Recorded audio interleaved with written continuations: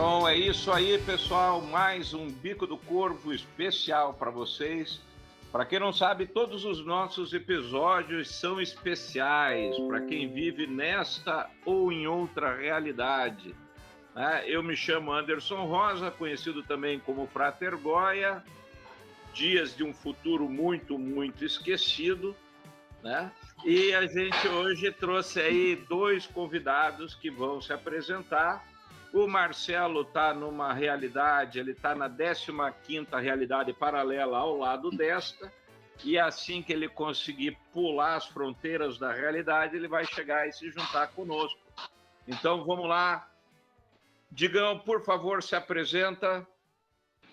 Olá, rapaziada, tudo bem? Boa noite. Meu nome é Rodrigo de Cambraz, sou músico, prático, baterista, compositor e vou aqui trocar essa ideia com vocês sobre mundos distópicos e tudo que um dia pareceu ficção e hoje em dia parece ser muito mais realidade, infelizmente.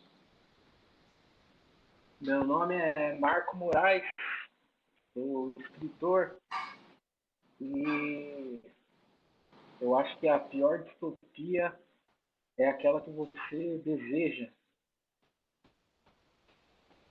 Profundo isso, hein? Muito bom. Acho que a gente podia descer o malho e não vamos dar folga para o ouvinte, né? O tema de hoje é mundo distópico, né? Então, nós estamos trabalhando numa realidade alternativa, numa realidade verdadeira, vivemos numa simulação, como diria Baudrillard, a simulação superou o real. E aí, gente, o que vocês acham disso? Vamos lá.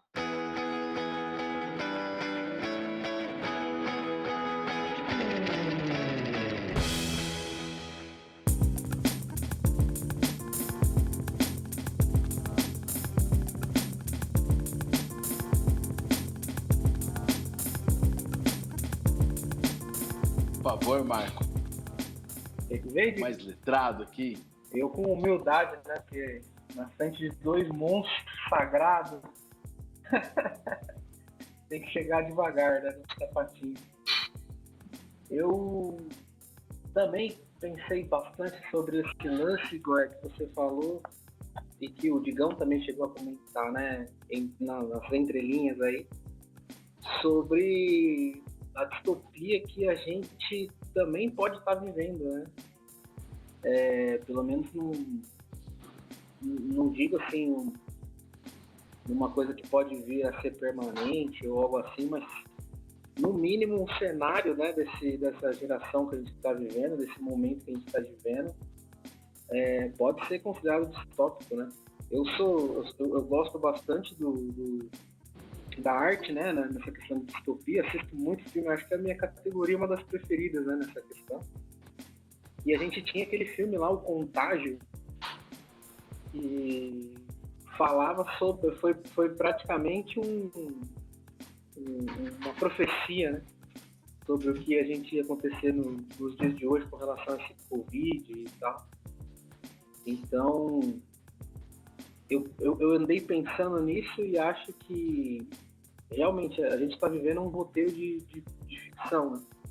Hoje em dia, e a arte a vida tem imitado a arte, né? Mesmo que sem querer. Você já ouviu falar, Marco, de uma teoria aí que diz que se chama a teoria de Nostradamus, que o ser humano ele testa a profecia, né? Então vem um cara tipo Nostradamus e diz assim: o mundo vai acabar com uma grande explosão, provavelmente algo provocado pelo homem. Daí os caras dizem assim: não, isso é tudo besteira, cara. Você quer ver? Vamos fazer o seguinte, vamos soltar uma bomba e ver mesmo se ela explode tudo. Então o ser humano ele tem o dom de testar a profecia, né? E antes que você responda, dando boas-vindas, o Marcelo chegou, vindo das fronteiras da realidade. E aí, galera? Ele estava no universo paralelo. Boa noite, Marcelo. E aí? Digão, Marcão, Tudo Goya. certo, Marcelo. Tudo certo. Desculpem a demora. O Marcelo tava com o Rick e Morty. Né? Eu tava num dos mundos do Rick and Morty lá, cara. Como sempre, você entrou num assunto longo, hein, cara? É complexo esse negócio, né? Porque eu entendo a teoria de Nostradamus, assim, meio que é quase que um ciclo entre você dizer e isso acabar acontecendo, né?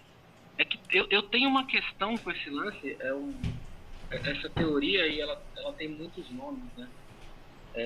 Você conhece, você sabe, é o positivismo, lei da atração, própria fé, entre outras coisas, né? Que, cara, eu acho que quando a gente verbaliza muito e faz de uma ideia alguma coisa muito real, ela é dita muitas vezes, isso acaba atraindo essa ideia para a realidade, né? Então, não sei se é isso, eu tava falando até, Marcelão, sobre a gente tá vivendo, né, uma distopia, né? Acho que um assunto que ia acabar saindo de qualquer jeito. E como eu digo que sou fã, né, de filmes de distopia e tal, escrevi uma, né, inclusive, então já viu. É a questão do filme, o Contágio, né? Sim, É um filme é puto de muito um real. elenco e tal, e praticamente descreveu, né, o que a gente está vivendo hoje. Então, por mais que acho que distopia, a palavra caracteriza algumas coisas fictícias, né? Uhum. Eu acho que não real. Eu acho que a gente deveria mudar aí o dicionário e colocar também que uma distopia pode ser sim real, por que não? Com certeza. Deixa eu peguei o bonde andando aqui, né? Mas assim, o Contágio eu não vi ainda, mas eu sei que quando começou a pandemia foi um filme bem falado porque ele falava de uma epidemia que estava rolando, de uma gripe e tal. Eu lembro disso aí. Mas a gente não pode, não dá, tipo assim, final do ano agora lançaram aquele Não Olhe Pra Cima, que foi um filme escrito meio. O roteiro é de 2019, né? Antes da pandemia, então. Mas ele descrevia. A ideia era atingir o. Vamos dizer assim, falar sobre o aquecimento global e outras coisas, né? Mas ele casou certinho com o que a gente está vivendo hoje. Que o que a gente vive hoje. Desculpa. No, tanto aqui no Brasil quanto no mundo, é uma distopia, cara. No geral, assim, se for ver, sabe? Em todos os campos, né? Tanto no campo da saúde quanto na política e outras coisas, cara. A arte mesmo, eu tava vendo. Pô, foi. A Lei Rouanet, por exemplo, que quem conhece, tem um monte de mudança, assim. Tem que ter mudança, mas não tipo regredindo no que foi conquistado, sabe? Mas altas coisas. Então acho que trazer esse assunto sobre distopias, né? A gente sempre pensa em filme, sempre pensa em série, né? Mas trazer isso para o nosso cotidiano e porque a gente está vivenciando é uma discussão muito importante, cara. Acho que provavelmente vocês estavam falando sobre essas coisas aí antes de eu chegar, mas só para mim pontuar aqui que eu acho que é super válido e bora lá falar sobre esse negócio aí de distopia. Não, a gente estava iniciando até, né? Não trocou muitas palavras ainda não sobre, mas dentro dessa ideia que você está falando, até levando para outros caminhos na questão da arte também, tem aquele filme Guerra Mundial Z, que Sim, virou um blockbuster, né? Com o Brad Pitt, né? sim. Rapaz, se eu for esquecendo as palavras aí, é sequela do Covid, que eu tô me recuperando, parece que Porra. eu perdi o vocabulário. E lá, apesar de ser um apocalipse zumbi, né? Não deixa de ser uma distopia, mas pelo assunto que a gente está tratando fica um pouco mais longe, né? Que a gente está tratando mais da realidade. Mas eu acho que além do ser um bom roteiro de apocalipse zumbi e tal, o filme ele cumpre algumas coisas que a gente também cumpre nessas distopias reais, inclusive agora com o Covid, né? Lá era a mesma coisa, eles estavam trabalhando para talvez uma cura, tinham bons motivos para estar fazendo aquilo, né? Experiências com vírus e tudo mais, então tinham bons motivos, mas o filme não deixa claro se eram bons motivos mesmo ou não, mas o que chega pra gente é sempre que tinha um bom motivo, né? Nunca a pessoa vai falar, estava fazendo uma coisa errada, mas ele cumpre esse roteiro real de sempre ter um bom motivo de decisões de governo sobre alguns vão sofrer consequências, mas é para um bem maior, né, entre outras questões. E eu acho que é aquilo que eu estava falando pro Goya, Marcelo, que sem querer mesmo, acho que a vida imita a arte, né? Sim. Então a gente no Covid também passou por esse roteiro, né? Nós estávamos fazendo uma coisa que era para um bem maior, foi um acidente, né? Sempre um acidente, não sabíamos de nada. O que vai chegando pra gente sempre essas coisas, né? Ninguém sabe de nada, não é uma coisa grandiosa, não vamos se preocupar, né? No começo é sempre assim. E sempre alguém vai acabar, a corda mais fraca, né? Da viola sempre estoura pra gente, meros mortais, e nunca sabemos de nada, nunca ficamos sabendo dos fatos mesmo, né? Só o que soltam pra gente e por aí vai. Então, além de uma distopia sobre você ver pessoas morrendo, doenças, as más gestões que a gente teve, né, em relação a governo e tudo mais, ainda tem esse lance que também está presente nas distopias, que é a ocultação da verdade, né?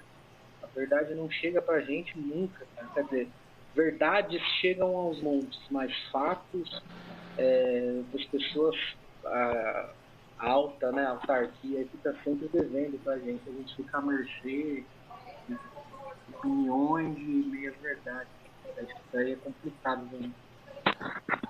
É engraçado que quanto mais a gente é profundo nas perguntas e nas entranhas de qualquer coisa que nos permeia, mais parece que a gente fica perdido e acaba ficando no mesmo lugar e até às vezes mesmo não regredindo, mas estacionando em certas questões que envolvem o cotidiano, o dia a dia mesmo. Alguém puxar um fio da meada, mas, por exemplo, policial é ruim. Você fala assim, nossa, peraí, cara, como é que a gente vai começar a discorrer isso, né? Onde é que começa a história? Por que que o policial age assim, né? E por que que essa revolta de todo ladrão que de repente ele quer acabar te machucando? E às vezes você só fala assim, bicho, você quer o celular, pode levar. Enfim, as questões são muito pesadas, elas acabam tendo uma complexidade gigantesca e a distopia é quase o cotidiano que a gente vive em pleno século XXI, do que a gente olha para trás, do que a gente vive, o que a gente vislumbra, porque no decorrer das coisas elas vão progredindo e de um jeito maléfico, pelo que a gente está vendo, você fala assim, cara, onde é que vai parar? É fim do mundo mesmo, né?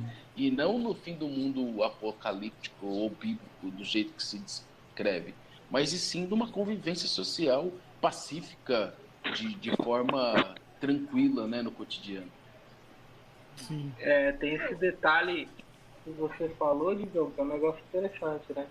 Às vezes a gente fala sobre distopias e sobre essas tragédias e tal, e a gente inconscientemente relaciona alguma coisa apocalíptica, né? Mas nem tudo vai acabar, né? As coisas continuam e o pesadelo tá aí, né? De continuar, de não ter um fim, pelo menos para nós aqui, né? E ter que viver isso. Às vezes o apocalipse seria até um bônus em Deixa eu algumas fazer uma questões. pergunta para vocês. A distopia em si, ela parte, né, muitas vezes de uma realidade alternativa, paralela à nossa, ou baseada na nossa, em algumas vezes, outras vai se distanciando cada vez mais. Mas toda distopia, ela tem que ser traumática ou dramática, ou ela pode ser uma distopia prazerosa, né? Como vocês entendem isso? Cara, Goya, eu acho que para ser distopia, sim, precisa ter um terror, um drama. Principalmente se você olha com um olhar mais simpático, né? Porque às vezes a distopia é seletiva, né? Às vezes alguns vivem a distopia e outros na mesma realidade, no mesmo universo, não a veem, né? Não a veem. E, então, se você olhar com um olhar geral para as coisas, pode ser que você encontre menos drama e menos terror, né? Como no Covid, por exemplo, como a gente já está acostumado a ver o número lá, o número de mortes, né? Então, é um olhar de geral, todo mundo morreu, tá? Aí você vê menos drama. Agora, se a gente for das pessoas próximas, nossas, né? Que a gente se livrou dessas, e todo mundo perdeu alguém próximo, e então vai ter o terror, né? Se você olhar com um olhar mais específico, mais empático, vai ter o drama, vai ter o terror, vai ter o trauma. Agora, questão uma distopia prazerosa, se não seletiva,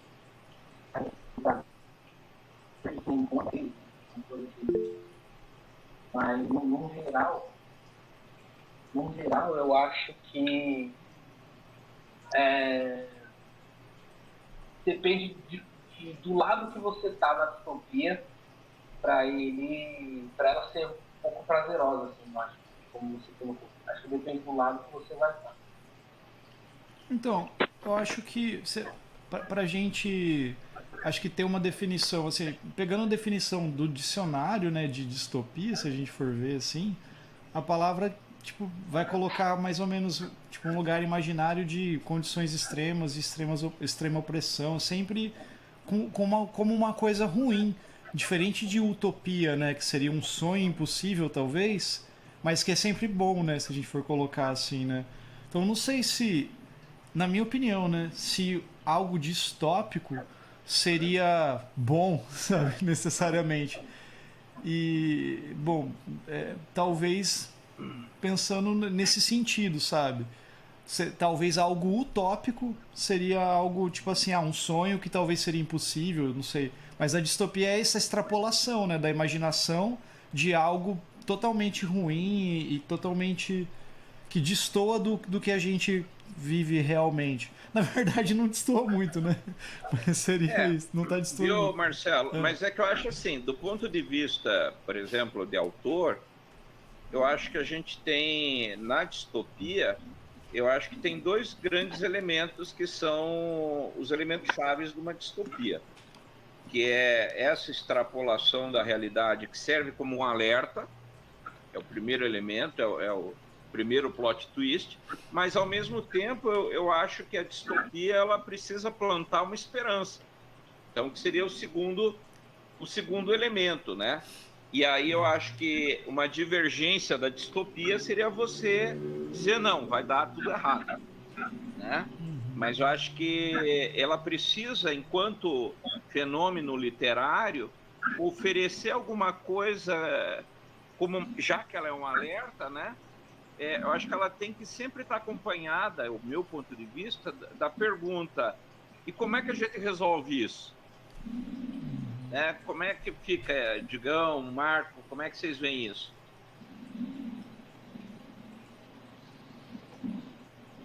Ela de certa forma, realmente, ela vai trazer essa, como toda guerra ou como toda guerrilha ou todo momento de oposição que você vira, ele é impulsionado por uma situação melhor e ela acaba na ponta, ela é uma esperança, né, para quem está na guerrilha. Aquela história de quem sempre é oposição, na verdade, ele precisa dessa situação de fricção entre as partes para que ele se alimente de uma, seja falsa ou não, esperança para ele mesmo e que isso seja algo melhor para ele, que seja naquele mundo. Engraçado, quando você fez a pergunta, eu fiquei pensando sobre situação e oposição mesmo, né? Que lado você está? Vamos supor, sei lá, numa distopia como Mad Max, que é a Em Busca da Água, quem tem água, na verdade, está super favorecido, né? Ele manda em todas as situações e aquele caos, na verdade, para ele pouco favoreceu para ele ser alguém dono do mundo, enquanto de repente ele só era um morador ali do meio do mato onde tinha uma bica de água natural. Então é engraçado quando você perguntou essa coisa da esperança, né? Essa dualidade, como quase tudo que a gente vive tem na vida, ela realmente perpassa por essa ideia e como é que elas caminham, em que lado está pendendo, né? Marco, antes de você responder, deixa eu fazer uma observação que o Digão falou um troço muito que mexeu comigo nesse mês, sabe? Para quem não sabe, eu faço aí algumas leituras de tarô de começo do ano para alguns amigos, alunos e aí teve algumas coisas que mexeram comigo, né? Recentemente, o banco pegou aqui, ofereceu para uma pessoa próxima um super cartão que dava quase um ponto e meio para cada dólar gasto, né? Dava $1,50, aí cobertura para viagem, passagem aérea mais barata, né? Isenção de anuidade, um monte de coisa assim. E daí aquilo ficou na minha cabeça, né? Se você for ver, quem tem grana para um cartão assim, cara, é quem menos precisa de vantagem. Porque, na realidade, quem precisa crédito, né, que é o que está embutido no nome do cartão, é quem está ferrado, não quem está bem. E aí, essa semana saiu uma reportagem que as grandes fortunas dobraram durante o período da pandemia. E o pessoal perguntou, mas como que isso acontece, né?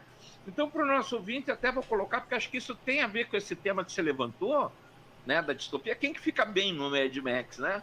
Então, você pega lá um puta cartão de crédito, que você tem uma renda já, né, de 5% da população, por exemplo, e daí, você tem passagem aérea mais barata, você tem garantia dobrada em eletrodomésticos. Se você compra um celular e acha mais barato, eles devolvem o dinheiro.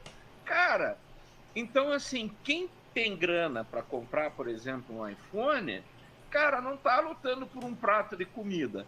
E quem está lutando por um prato de comida que precisaria de crédito, o cara diz, se você não pagar dia 5 o cartão, a gente toma o cartão, cara. Então, quer mais distopia do que isso?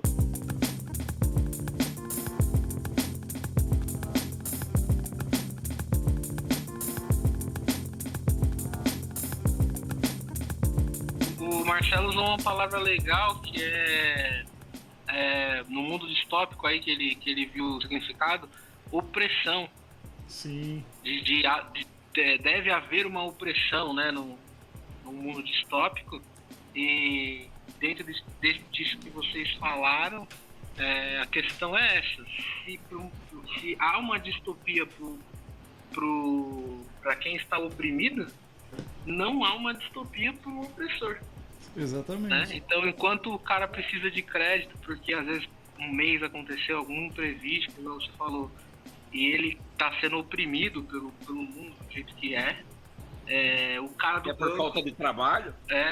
O cara do banco tá dando risada, né? Sim. Então, eu acho que cabe essa questão que você trouxe. Sim, existe certo prazer numa distopia, né? Tem outro lado, né? Do opressor, né? E aí as pessoas ainda têm dificuldade em pensar, por exemplo, isso está virando quase um podcast meio político, sócio-político, mas acho que não tem como desmembrar. Fugir, né? Mas se você para ver, isso é privilégio. Alguém diz, eu não sou privilegiado. Porra, você sabe quanto que eu pago de cartão todo mês? Cara, você tem você dinheiro, paga de cartão, o que você paga de cartão sustenta 3 famílias. Né?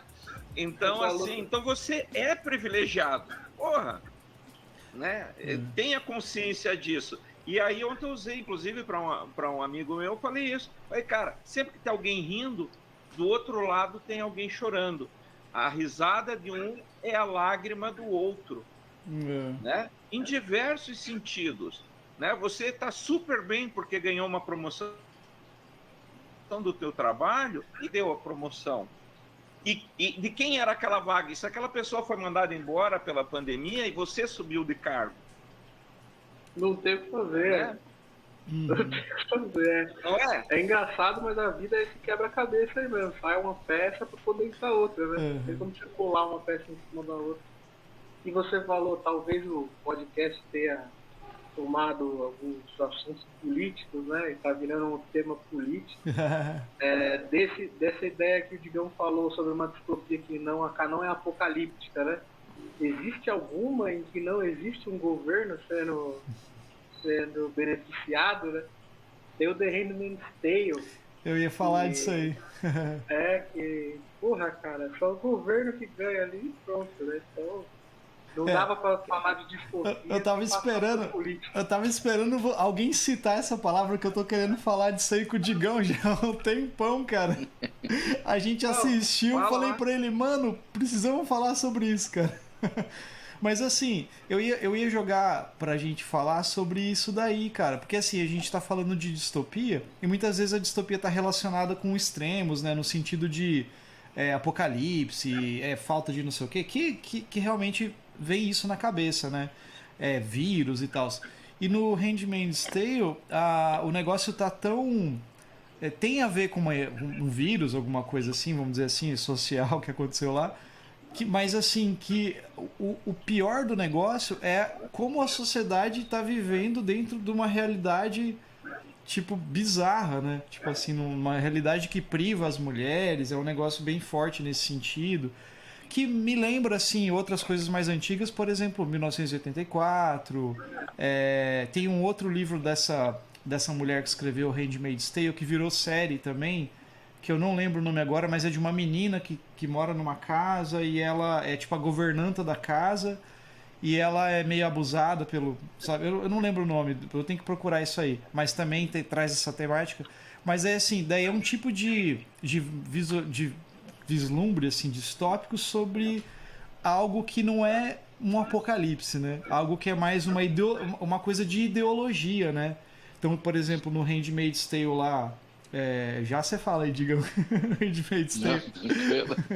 No Handmaid's Tale tem toda essa ideia de uma sociedade, né, que acredita numa coisa, que tem hierarquia, que tem toda aquela pirâmide, né, aquele negócio. E, cara, olha como que isso não... Tipo, eu tenho medo de algumas coisas desse sentido acontecer, cara. Tipo assim, eu assisti recentemente o Marighella, por exemplo, o filme. E, cara, como eu fiquei com medo daquilo ali, tá tão próximo de acontecer. Aquilo ali que aconteceu com Marighella, tipo assim, se a gente pegar, por exemplo, a vereadora, como que é o nome da... Manuela, né? É Manuela, né? Marielle, né? Marielle. Tô confundindo com a Manuela Dávila.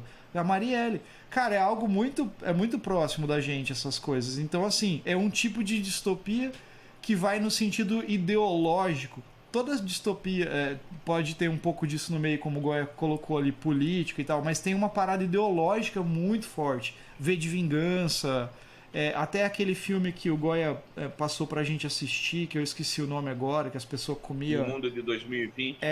Mas tem um nome em inglês que eu não lembro agora. Silent Green. Isso, que é o que eles comiam lá, uma coisa assim, né? Que era uma parada bizarra, cara, assim, daí a pessoa tinha toda aquela visão de, eu vou morrer... vou para um lugar melhor, e na verdade não era nada disso, né? Então, assim, como que vocês veem isso, né, desse lance ideológico? Vocês acham que, pegando essas referências que a gente está falando, né, que isso hoje está perto de acontecer, está acontecendo, já aconteceu, né? Por exemplo, no Holocausto foi uma parada assim, né? Se a gente for ver, né? E outras coisas históricas aí. Aí jogando na roda aí o Handmaid's Tale. Eu acho que esse lance do Handmaid's, por exemplo, ele traz até uma coisa que, não é muito longe, nem de data e nem para nós brasileiros, né? Que a gente viveu nos anos 30, a eugenia nos morros, na cidade do Rio, que hoje deram origem às favelas, que agora são morros, e com todos os problemas que a favela traz para uma cidade, né? Então, é isso que assusta no Handmaid. E é essa coisa velada do clear que você traz para uma sociedade que é o mais assustador. E quando você vê a coisa distópica que a gente está imaginando na utopia, tudo quebrado, tudo em ruínas, ok, é o fim mesmo, é um recomeço e tem esse lado esse lado ruim e esse lado bom. Mas quando a gente vê algo como o Handmaid's, que vai comendo pelas beiradas e usa de vários artifícios, inclusive político, para justificar por cima de leis e coisas do tipo. E aí sempre por trás o que está é dinheiro, armamento e controle, seja ele qual for, e ali no caso, controle sobre mulheres, né? Para uma coisa de natalidade, assim, é muito... É, é muito maléfico a ideia para que, por exemplo, a escritora reúna tudo num só, condensado numa só prática, que seria um Estado dentro do Estado em si, e a vida transitar isso com as maiores justificativas possíveis, inclusive. Né? Nessa última temporada do Handmaid's, que ele ficou muito mais político do que mostrando a vida cotidiana da cidade, você fala assim, nossa, e a coisa é muito mais além, porque a gente vive isso nos órgãos não governamentais e governamentais que regem o mundo, né? Essas reuniões de cúpulas de G8, G20, reuniões com a ONU, direitos humanos, enfim. São tantas coisas que permeiam essa vida cotidiana e esse é o que dá mais medo, né? Então, por isso, quando a gente fala de repente do governo vigente, de como as coisas estão sendo encaminhadas, é o que mais nos assusta, porque a chave pode virar muito rápido e a gente de repente está num buraco sem fim que pode demorar 10, 15, 20 anos para isso conseguir ter uma melhoria mínima, né? Pô, deixa eu só fazer um parênteses rapidinho, Marco, só para pro ouvinte nosso, a gente está falando da série Handmaid's Tale, né? Para quem não conhece, tem uma série que é baseada num livro da Margaret Atwood, uma coisa assim, que é O Conto da Aia, né? O título brasileiro. Então, aqui é um livro que fala exatamente disso que o Digão falou, que teve uma epidemia de um vírus que meio que reduziu a taxa de natalidade, né, da população. Então, os homens e as mulheres passaram a ser inférteis, alguns, e criou-se uma sociedade dentro de um estado, né, americano, vamos dizer assim, se passa nos Estados Unidos, onde tinha um cunho religioso, ideológico muito forte, conservador, onde algumas das mulheres eram as aias, né, as escravas, para gerarem filho, né, por exemplo, para as mulheres e para os casais que tinham dinheiro, geralmente a galera que tem muita grana que estava no comando. Então é mais ou menos isso que acontece no Handmaid's Tale ou Conto da Aia. E a outra série que eu falei, eu pesquisei aqui, é Alias Grace, escreve Alias Grace, que é uma série também de um livro da Margaret também, que mostra um pouco de violência feminina, todo esse assunto que, enfim, é uma bosta, mas a gente tem que falar sobre isso. Mas fecha parênteses.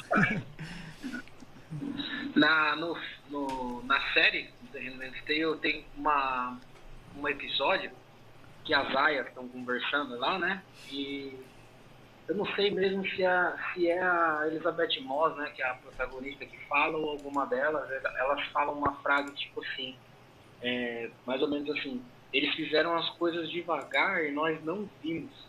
Eles fizeram uma coisa por vez. E aí a gente não acordou. Olha aí. E como que age o sistema político? Isso tem inclusive, Marcos, naquele livro também do Deus do Céu, lá do Philip K. Dick, né? Do Homem do Castelo Alto, né? O Homem do Castelo Ele, Alto. começa com uma situação muito parecida assim, né? A gente foi deixando e quando viu, né, o medo nos invadiu, exatamente, né? Bem lembrado, é verdade. Bem lembrado mesmo. E eu começo a entender que o Conto da Aia não está contando nada, senão uma visão um pouco diferente da realidade, de uma coisa, da autora no caso, de uma coisa que acontece, cara. O sistema político, ele age assim, ele vai dando um passo de cada vez, chamando a atenção, dando aquele engodo, né, dando aquele drible do Ronaldinho Gaúcho, e quando a gente vê, já foi, cara. O Digão falou de eugenia, a gente pode falar da escravidão. Em que momento uma meia dúzia de branco, que era meia dúzia, perto do tanto de preto que tinha no mundo, em que momento, cara, os caras conseguiram apagar a história de alguém que era a maioria, que estava aqui mais tempo, entendeu? E que momento foi esse? É essa questão, é um passo de cada vez. Não existiu um evento no mundo, num dia específico, como o 11 de setembro, por exemplo, onde os brancos dominaram os negros. Não existe esse dia. Isso vem de dia após dia, cotidiano a cotidiano. O cara vai indo devagar, devagar, devagar. Quando vê, já foi. Então, The Handmaid's Tale não é nem só entretenimento, e eu acho que é pouco mesmo. Ele é um alerta pra gente, né? De como o sistema político funciona. E acho que vale a pena, o Digão falou muito bem na questão da eugenia, né, que vem por influência, inclusive, da Helena Petrovna Blavatsky, quando ela fala a teoria das raças puras, né? Então, que você começaria com o povo azul, que seriam os esquimós, depois você passa a raça negra, depois você passa o vermelho, né, que são os índios, né? Aí os amarelos, né, ali da Ásia, e daí a raça branca ariana perfeita, né? Então a Blavatsky, ela bota lenha ali para incentivar, né? Quem fala muitas vezes só do nazismo se esquece que houve também no Brasil grande influência disso. Inclusive assista um filme chamado Menino 23, um documentário fabuloso, que fala sobre uma fazenda daquele movimento integralista, tal, bem perigoso, sim, muito ligado ao nazismo. Não vou dar spoiler, assistam, procura, acho que encontra inclusive no YouTube para ver, tá? E isso influenciou também alguns autores, não sei se vocês conhecem, de uma linha de pensamento chamado perennialismo, né? Que daí você tem como principais mentes ali, você tem o René Guénon, que começa isso, o Fritjof Schuon, o Júlio Zévola, né? Júlio Zévola era o cara que foi um dos idealizadores que ajudou o fascismo na Itália, né? Então, assim, é uns cara perigoso. E o próprio Guénon, quando você pega a teoria toda dele, se você ler toda a obra do Guénon, você vai entender que só existem 4 saídas para a sua alma. Você vai virar muçulmano, você vai virar judeu, você vai virar católico. Eu falei muçulmano, né? Muçulmano, judeu, católico, e daí ele dá uma outra lá, que agora eu não lembro. E então o Guénon, ele fecha os becos, e ele tem muita afluência, então ele fala que tudo isso vem de você amarrar uma tradição perene, né? Por isso que é o perennialismo. E daí você vai, então vamos vincular, vamos trazer a raça pura, a raça ariana, né? Eles vêm muito em cima disso, assim. E isso desembocou em movimentos dentro, no século XX, e hoje, né, se você vê hoje, nós temos 2 grandes representantes, que é a extrema-direita, né, fortíssima, e o QAnon, né, esse pessoal aí que mistura tudo, né, faz uma sopa. Conheço terra plana, aliás, procurem, né, se escreve com Q-Anon, né, QAnon, e é um movimento que está crescendo horrores no mundo. Então, como o Marco bem falou, as coisas crescem devagar, então é preciso ficar muito antenado, porque isso é a ponta do iceberg. Veja só, inclusive falando de novo, né, veja aí, vamos falar do Contágio, né, do filme ali, mas pensa só, você pega quem que o Covid pegou, né, ali inicialmente. Então ele pegou 2 camadas bem específicas, e olha, teoria da conspiração, vamos lá, né? Ele pegou 2 camadas, quem? Idoso e pobre. Qual foi, em 2019, qual foi a grande revolução que tivemos no Brasil? A Previdência. Quem tem os maiores salários da Previdência? Né? Os idosos, os velhos, né? Então você tem aí gente que está aposentado, militar, juiz, viúvas e tal, que ganham aí 30, 40, 50 mil. Para vocês terem ideia, hoje o limite, o teto da Previdência passou agora essa semana para 7 mil. Mas o salário médio é um salário mínimo a um salário mínimo e meio, tá? Então eles estão... Então veja, por que ninguém tem interesse também em resolver o Covidão no mundo? Porque está todo mundo com a previdência quebrada. Agora, se eu mato esses velhos, cada velho que morre desse, são 10 famílias que comem. E eu pego também o pobre, porque daí ele pagou, mas não vai usar no futuro. Então é muito simbólico que ninguém realmente meta a mão na massa no Covid, ou qualquer outra epidemia, o próprio H1N1, porque ele corta as pontas que são problemas sociais. Então, é teoria da conspiração? Daria um roteiro de livro, isso aí, um roteiro de filme? Claro que daria, né? Mas, como o Marco falou ali no início, a gente está muito mais perto de uma distopia do que a gente poderia imaginar num primeiro momento. Vou fazer um corte aqui, mais uma vez.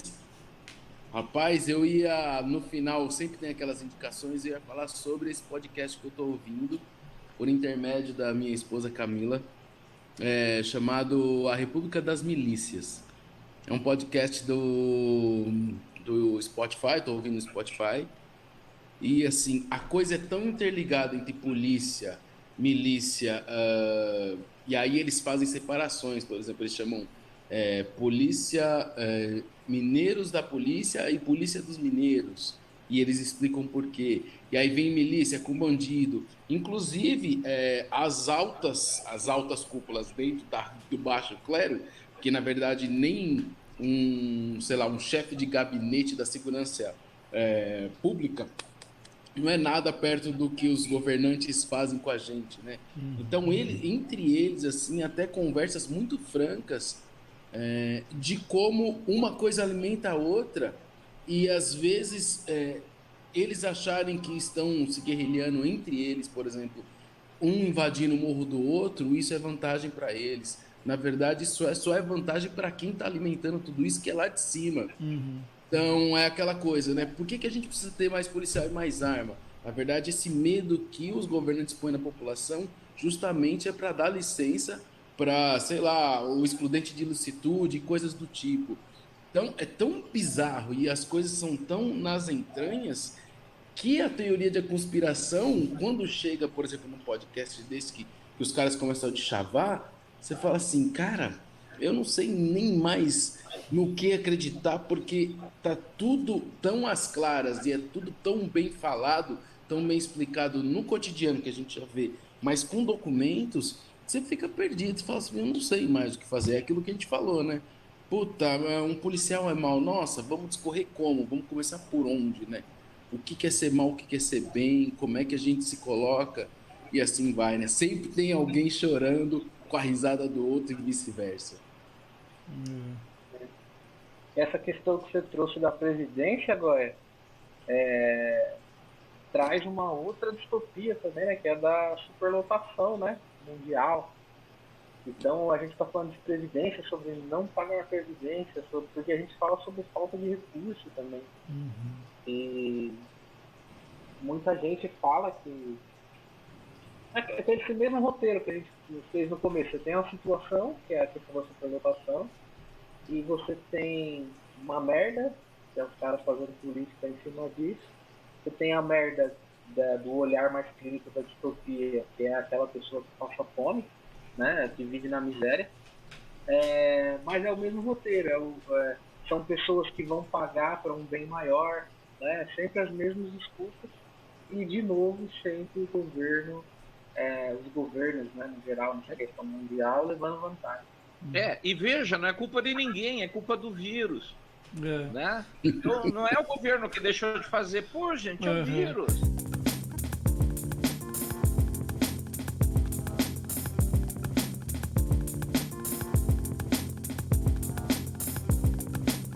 Esse lance que você colocou aí, Marco, tem um livro do Dan Brown.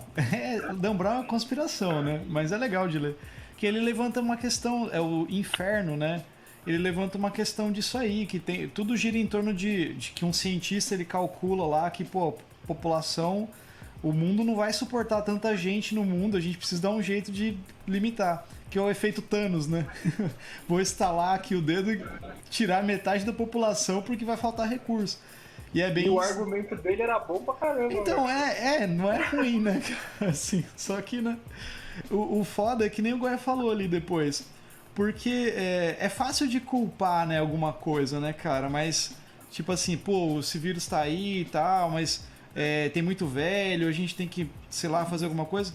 Mas o que foi? Tipo, não é um trabalho que tem que ser feito, assim, aos poucos, assim. Como é que a gente vai mudar, né? A gente vai matar todo mundo, a gente vai matar metade da população, a gente vai... O que a gente tem que fazer, né?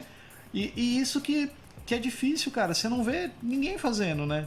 Porque, assim, você não vê um planejamento. Que nem, ó, pegar um exemplo de... Assim, que não tem nada a ver com isso, mas vamos pensar aqui, colocando pra nossa realidade. Quando os Estados Unidos tirou lá as tropas lá do Afeganistão, por exemplo. Pô, os caras ficaram 20 anos no lugar, dominando o lugar, vamos dizer assim, ajudando o país a se restabelecer. E de repente. Ocupando, né? Ocupando. Ocupando, melhor. De repente o Biden falou assim: não, mano, tira as tropas daí, foda-se o país que se vira aí, sabe? Cara, virou uma zona o negócio. Qual que era a ideia de, pô, vamos ajudar esse país aí então? Pô, os Estados Unidos, bonzinho, vai lá, vai passar a mão na cabeça, vai ajudar a galera? Cara, não tem nada, os caras não fizeram nada, uma estrutura, uma coisa social pra, vamos ajudar essa nação? Não, os caras ficaram lá, guerreando, provavelmente sugando o máximo possível de recursos que eles podiam, e simplesmente os caras abandonaram. E é o que acontece, cara, com os governos. O governo vem entrar lá, faz um monte de coisa, não muda nada, fica sempre aquele lero-lero, aquela coisa assim.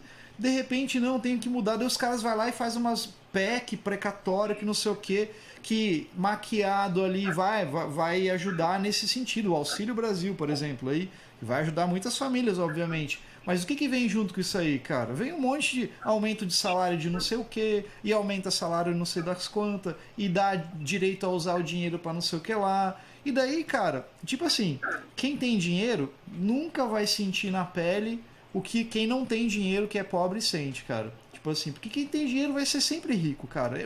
Só se o cara for muito imbecil e gastar... O cara for um campeão do BBB e torrar a grana dele em merda. Porque quem é rico, cara, não vai deixar de ser rico. É aquela coisa... Pode falar. Mas aí que tá, Marcelo. Veja, tem uma coisa aí que a gente não pode parar para pensar. Eu estava aqui pensando também nessa coisa de teoria da conspiração.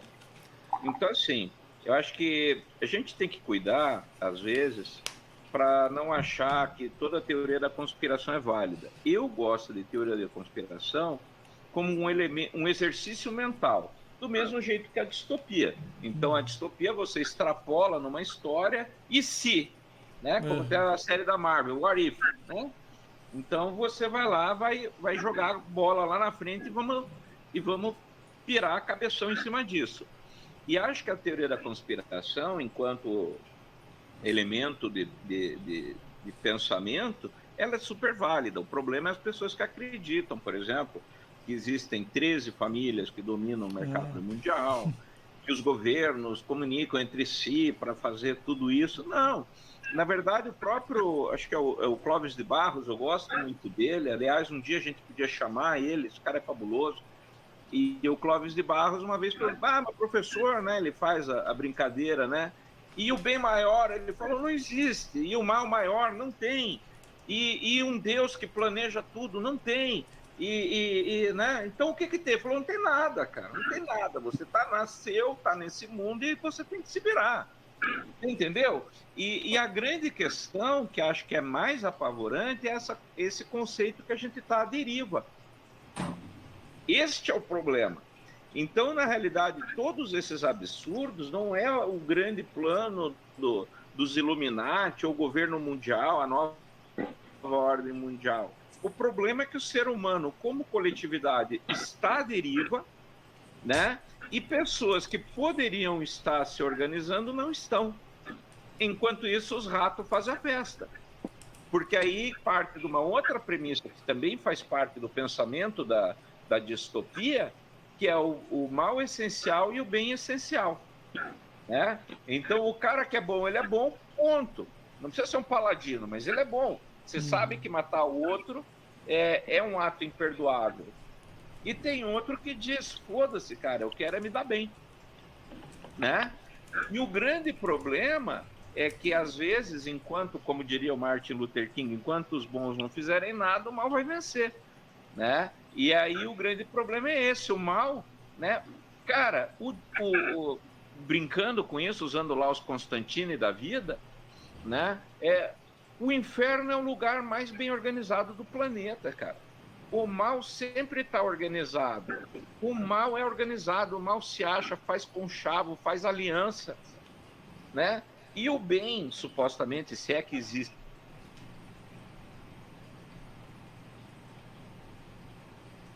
é um frouxo, né? Enquanto isso, o Darth Vader está lá, porra, exército, um monte de nave espacial, né? A Estrela da Morte, o caralho, e o Luke com roupinha de Jedi, um sabre de luz e 2 robôs mongoloides do lado, né? Então, assim, o bem, infelizmente, ele é desorganizado, né? Porque a gente acha, cara, impossível que exista algo tão perverso que aproveite de uma situação de crise. Enquanto isso, o oponente está lá, cara, vamos se organizar, como disse o nosso ex-ministro, vamos passar a boiada.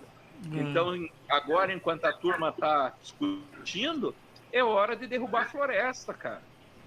Né? Isso é muito óbvio. Então, o mal, ele é um exemplo de organização. E aí é onde a distopia vem beber, né? Para fazer suas histórias, né?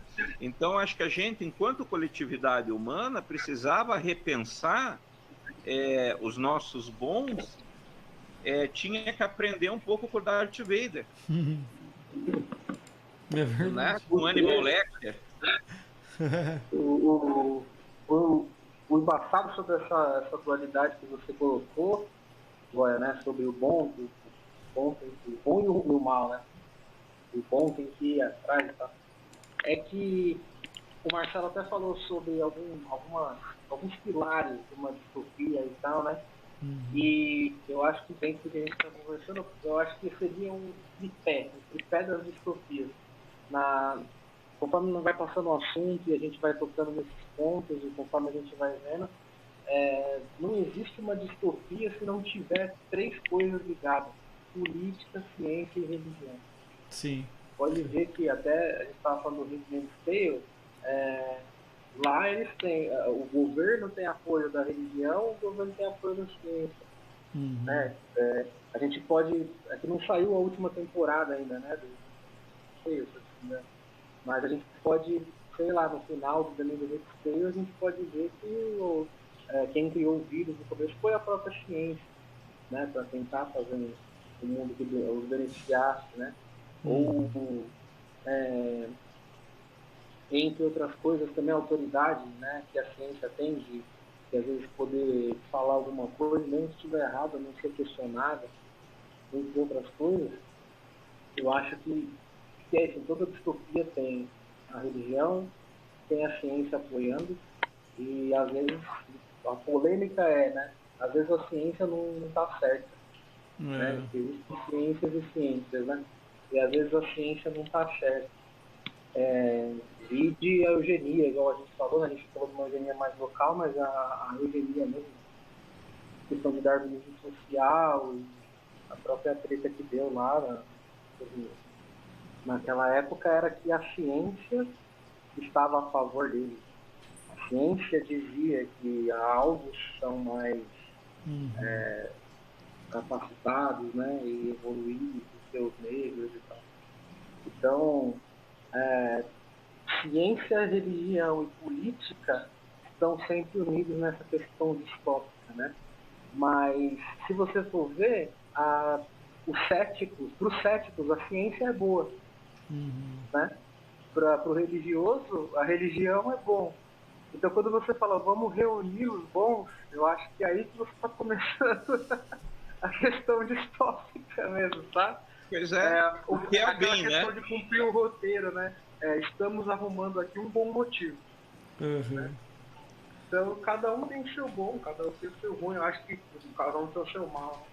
Eu acho que é complicado. Talvez um dos motivos do bom, do bem, não estar junto, não se organizar, é porque cada um vai ter o seu bom e o seu bem, né?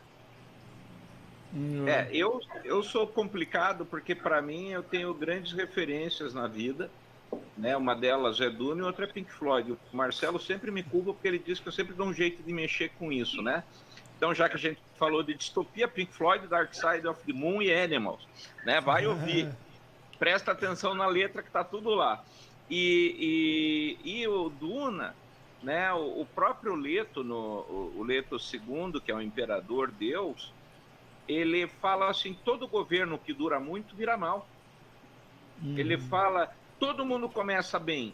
Ele fala, todo bem que dura demais, ele se perverte, ele se corrompe. Então, na realidade, realmente, ninguém começa a estudar um vírus dizendo assim, vou dizimar a raça humana. Né? Por mais que às vezes seja um Tomara, vírus... né? Tomara. Tomara, né? Mas por mais que ele pense assim, não, eu vou criar um vírus militar aqui que ele só vai pegar no inimigo, né? Ele vai selecionar a genética do inimigo e vai matar só o inimigo. Mas ainda assim, ele pensa, né, num bem maior que é proteger o seu território, né? Ele não está apenas pensando o mal pelo mal, vamos matar. Ele tem um vírgula, né? Vamos matar, vírgula, nossos inimigos. Né? Então, tudo começa bem. E o problema é que a subversão do bem, princípio do yin e yang, é o mal. Né? Então, e daí você perde. É a fórmula padrão da distopia. Começa flores, começa tudo lindo até a página 2. A gente comentou sobre o filme do menino aí, Marcelo, que você falou. O Marighella. Marighella, A gente falou sobre o Marighella, né? E eu vejo bastante nessa questão dos filmes nacionais e algumas coisas também, né? De filme pra fora e tal. Mas na questão do Marighella, e naquele documentário também do Democracia em Vertigem, por exemplo, né, outras questões, você tem dois lados, e o autor, eu acho que, apesar de às vezes quase sempre ter uma ideologia também, né, uma tendência, mas nessa questão o autor é até honesto, né, em fazer com que os dois lados tenham bons argumentos. Quer dizer, no próprio Tropa de Elite, por exemplo, você não sabe para quem torce, né? Ambos os lados têm muitos bons argumentos e você fica fica meio perdido, né? Então, só esse gancho aí do que o Goya falou sobre o bom e o mal, né? Cada vez mais as pessoas evoluem, criam bons argumentos, cada vez mais a gente é convencido de muitas coisas, né? E cada vez mais a gente acaba virando um peão ali, né? No tabuleiro por conta disso. E viu, vocês acham que, por exemplo, tem como a gente tá away disso aí? Tipo, a gente tem que estar isentão? Ou, por exemplo, tô em cima do muro aqui. Ou é impossível? Tipo assim, não, você pende para um lado ou para o outro. Tipo, centrão, sabe? A pessoa tá ali, sabe? O que vocês acham? Porque, na minha opinião, assim, cara, eu acho muito difícil você não ter um lado, vamos dizer assim. Porque, cara, por exemplo, vamos colocar exemplo agora, né, do que a gente está vivendo. Tem muita gente que é a favor do que está acontecendo agora, não do que está acontecendo, mas assim, do projeto de governo que a gente tem hoje. E grande parte das pessoas também não são a favor. Daí tem aquelas pessoas que falam, mas eu não sei, política pra mim não é... Cara, eu não acredito nisso, cara. A pessoa, de alguma forma, ela pensa em alguma coisa, cara. O ser humano, ele é ideológico, cara. Ele é político, ele é social. É que as pessoas... Dá a impressão de que as pessoas não sabem o que é política realmente. Tipo assim, elas não sabem discutir política, não sabem entender que política é necessário, política é uma coisa boa, não é ruim. Porque é como a gente consegue as coisas, né, cara? Tipo, se você dá aula, eu faço aula com o Digão lá, a negociação ali na aula, tipo, ó, você tem que fazer isso, fazer aquilo lá, pá. É uma forma de política, cara. Ele tá ali mostrando um negócio pra mim que tô ali, às vezes, aberto a fazer o que ele tá propondo pra mim fazer. Tipo, é ideológico, né, cara? Assim, dele tem toda a vivência dele, toda coisa. Lógico, só, o que tem que acontecer é o respeito entre as duas partes, né? Não, beleza, eu vou fazer isso porque eu acredito, né? Ah, eu não vou fazer isso porque você não acha que não sei o que e tal. E vocês acham que dá pra ficar em cima do muro ou é impossível? Eu já respondi a minha questão. Ó, eu acredito que o que a gente não pode passar é vendido nessa vida. Então, quanto mais a gente puder adquirir de informação e que informação útil para o seu cotidiano, para você, inclusive, fazer as escolhas do para onde você quer ir. Às vezes, então, é uma escolha, né? Você fala assim, não, sei lá, não é o caso, mas, por exemplo, eu posso pegar e não apoiar no segundo turno e ir para Paris e ficar lá e falar, cara, não vou falar nada. Vocês se virem aí. Vocês não querem me ajuda e agora querem que eu apoie. Então eu não vou apoiar também. Uhum. Mas para mim, como conceito de vida, assim, eu tento sempre entender ao máximo possível o que vai fazer diferença no meu cotidiano, porque tem coisas que eu vejo que estão bem além e que não me trazem interesse para o meu cotidiano. Pode ser até uma informação útil no sentido filosófico, né, de eu ter mais conhecimento, mas isso, na verdade, não vai influenciar tanto na minha vida. E das coisas que eu sinto que elas fazem sentido, isso eu tento ir nas entranhas e tentar entender para eu ter minha posição e seja essa posição, às vezes, até de espectador e não um atuante dentro da história. Eu faço paralelo com o carnaval, por exemplo. Sei que teve muita gente, assim, eu trabalho no carnaval desde 2013. Muita gente fala assim, nossa, você é louco, né, cara? Você entra nessa história do carnaval e escola de samba, e agora eu tô jogando no Rio, e aí no Rio tem todo o contexto que é o carnaval no Rio, com o jogo do bicho e tal. Eu falei, mas é justamente aí que eu quero saber. Eu quero ir o máximo de perto até que eu não consiga entrar dentro do jogo de uma forma que eu não possa mais sair. Mas conhecer e ter esse tipo de informação para transitar e saber como falar, como se portar na vida em si, para também não passar como um inocente ou como uma pessoa desinformada. De repente você está no meio de uma roda e jogar uma informação ali, que as pessoas falam assim, pô, cara, mas peraí, você não está sabendo o que você está falando, né? Inclusive as coisas que estão permeando aqui a gente agora tem a ver com isso que você está dizendo. Então, entender tudo isso para mim, no meu sentido de vida pessoal, e aí é o que eu tento na minha política cotidiana, diária, seja com a minha esposa, com os meus familiares, é tentar falar nesse sentido, né? Porque, voltando, não, entrando um pouco no que você falou, tem pessoas que não querem falar sobre política e tal. Às vezes as pessoas são perigosas, porque, sei lá, é um pai de família que fala que, não quero saber de política, mas ele educa os filhos e coloca a mulher dele num grau de submissão que ele faz a pior política que existe. Seria muito melhor se a sociedade pudesse o ajudar a compreender de como pode ser melhor para seus filhos ou com a sua mulher, e não, ele chega em casa, ele é um tirano, mas não, chega na rua, ele é o isentão, que eu não quero saber sobre política, mas chega em casa, ele acaba com uma família inteira que dura décadas. Então você fala assim, como que você não quer saber de política, sendo que você faz política dentro da sua casa? Quando a sua mulher fala, você não vai sair hoje, não vai jogar bola, que tipo de política? Como assim? O nosso cotidiano é uma política, o acordar é uma política, né? Você tem que negociar ali. Então é difícil essa coisa do isento, assim. Eu acho que ela pode cair numa forma mais fácil de você poder dizer eu não quero falar, eu não quero saber sobre isso, do que necessariamente você tá mesmo isento, né? Uhum. Agora, quanto mais conhecimento, você pode ter a escolha de ser isento, e isso eu acho que é bem importante. Uhum. Eu acho que isento também não dá para ficar não, Marcelo. Aquilo que você e Digão falou, eu tô andando para frente na rua, eu tô fazendo política, né?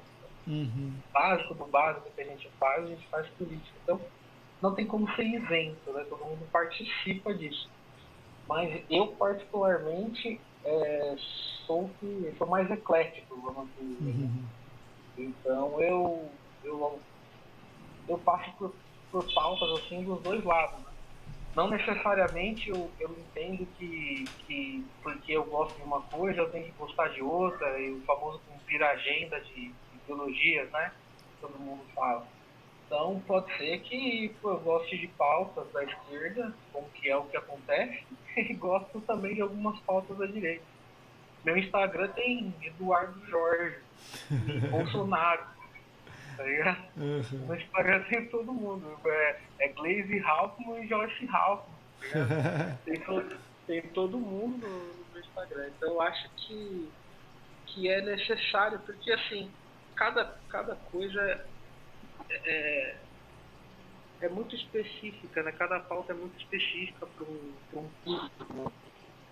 Então não dá para você colocar aqui que eu gosto de uma coisa, eu gosto de toda a pauta ideológica, né? Minha ideia eu gosto de ficar com um sem terra, por exemplo, que eu muito fiz, e posso me identificar com alguma política direita também, alguma coisa mais tradicional, também, né? E eu também, eu sou um cara que gosta muito de comportamento, tal, muito, né, gosto de estudar psicologia e tal. Sou terapeuta, né? E eu acho que tem esse olhar também psicológico é muito empático. Então, talvez individualizar, né? Eu falo pro, pro Digão que eu não gosto de generalizar nada, né? Às vezes ele já me pegou num pulo ou outro generalizando. Mas aí ele come meu topo. Ele fala, tá generalizando. Fala que não gosta de generalizar. Mas eu acho que como é muito individual, né? Cada questão, cada pauta é muito individual. Eu acho que dá para você olhar coisa por coisa e montar a sua própria linha de raciocínio, né? Porque igual você falou, tem a política tá em tudo e tal e tudo mais, né? Mas a gente vem de gerações que não vê a política como ela deveria ser, né? Uhum. A política como ela de fato é. E são duas coisas diferentes. Eu acho que a gente devia até tentar mudar de nome, né? Mas eu acho que isento não, Marcelo, mas eu acho que eclético. Não posso dizer que às vezes é um centrão, porque às vezes eu acho, por exemplo, o MTST, às vezes eu acho que quando o cara não tem voz, o cara tem que fazer um barulho mesmo. Ele tem que chamar atenção de alguma forma, né? Então independe se estão fazendo uma coisa direita ou não. A direita fala a questão correta, né? Mas eles estão fazendo o barulho deles, eu concordo. Então, não é uma pauta de centro, né? É uma pauta bem esquerda, por exemplo, e eu posso também, igual eu falei, apoiar alguma coisa de direita ali, criar meu próprio raciocínio. Uhum. Eu acho que quando a gente pensa nisso do isento, né, o isentão, eu acho que temos que tomar cuidado com algumas coisas. Primeiro, uma coisa é aquele que se omite, né, de qualquer participação. O cara que diz, não, né? Quem não toma partido nenhum acaba seguindo a maioria. Né? Então, você fica à deriva. Né? Então, você é arrastado a partir dos acontecimentos. Mas existe também uma isenção por opção, como o próprio Digão falou, que é assim, né? Então, primeiro vocês me ferram a vida inteira, e agora você quer que eu erga a tua bandeira, cara? Peraí, né? Então, assim, por exemplo, né, eu particularmente, independente de estar candidato A, candidato B, ser esquerda, ser direita, 2 de direita, 2 de esquerda, eu vou votar no candidato que eu achar preparado, por exemplo. Então, eu faço isso há muitos anos, eu leio todas as propostas, vejo, pô, esse cara aqui tem proposta que alinha comigo. Pode ser que ele não ganhe, mas eu dei o meu voto de acordo com aquela proposta que alinhava comigo. Pode ser que ele não... E isso é democracia. Pode ser que ele fique em último lugar, não vá para um segundo turno. Mas eu votei numa agenda que eu acreditava, né? E também posso dizer, eu não vou votar nesse segundo turno, porque nenhum dos dois tem a minha simpatia. Ponto, cara. Né? E isso é uma posição, como o Digão falou, isso já é assumir uma posição. Cara, eu não concordo com A e não concordo com B. Pronto. Simples assim, velho. Eu acho que isso é uma coisa que tem que ficar bem claro, porque as pessoas tendem a ver o universo de uma forma muito maniqueísta, ou você é isso, ou você é aquilo, e existe uma gama de cinza aí no meio, que de repente também tem que ser trabalhada, né? Inclusive, se você pretende mudar alguma coisa, passa por isso. Você não ter só 2 opções, né? Quem tem 2 posições é interruptor, né? Que só tem ligado e desligado, é binário, né? Ele não tem, o interruptor não tem talvez. Você está ligado? Talvez eu esteja, né? O gato de Schrödinger, né? Talvez eu esteja, talvez eu não esteja, né? Então nós temos 10 dedos na mão. Nós temos 10 opções. Não temos 2. Nós não somos zeros e uns. Nós vamos de 0 a 9, né? Então, a nossa lógica, como que é a lógica quântica, né? Ela escapa do binário, né? Ela foge do binário. A teoria das supercordas, né? São 11 dimensões. Então, a gente não tem uma dimensão A e B só, né? Você já pensou se a gente só tivesse, vou citar Alan Moore, você já pensou se a gente só pudesse se expressar utilizando 2 letras? Ou somente vogais, né? A gente aqui tá no meio, né? Você toca alguma coisa, mas você tem 3 músicos loucos junto aqui. Então, pensa você ter um tom monocórdio, né? Fica ali, né? Blém, blém, blém, né? Então, nós temos aí 7 notas musicais e seus semitons aí, para a gente criar todo um universo, sabe? A gente tem um alfabeto com 26 letras para nos expressar. Então, não podemos nos expressar utilizando apenas 2 letras do alfabeto. A linguagem é belíssima para fazer isso. A música é belíssima para fazer isso. Por que na vida nós vamos optar por ter apenas 2 opções?